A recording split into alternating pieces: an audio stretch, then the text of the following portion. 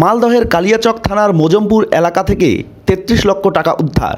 এত টাকার পেছনে অন্য কোনো অবৈধ কারবার যুক্ত রয়েছে কিনা তা খতিয়ে দেখছে পুলিশ।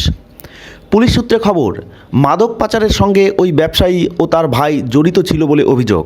সেই মাদক পাচারের টাকাই জড়ো করা হয়েছিল বাড়িতে, এমনটাই অনুমান। মাদক বিক্রি করে ওই টাকা আনা হয়েছিল। জসিমউদ্দিন আহমেদ নামে ওই ব্যক্তির বাড়িতে হানা দিয়ে পুলিশ প্রাথমিকভাবে এই বিপুল অঙ্কের টাকা উদ্ধার করে।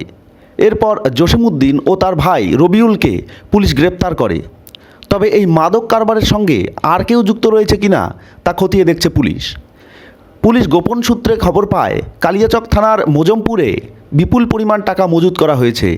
সেই খবরের ভিত্তিতে অভিযান চালিয়েই পুলিশ এই বিপুল অঙ্কের টাকা বাজেয়াপ্ত করে। এদিকে পুলিশ ওই বাড়িতে অভিযানে নেমে কার্যত হতবাক হয়ে যায়। মালদার প্রত্যন্ত গ্রামে কোনো বাড়িতে কিভাবে এত পরিমাণে টাকা এলো, সেই প্রশ্নটাও উঠতে শুরু করেছে। তবে প্রাথমিক তদন্তে পুলিশ জেনেছে এই চক্রে আরও কয়েকজন জড়িত থাকতে পারে। তাদের খোঁজেও তল্লাশি চালানো হতে পারে।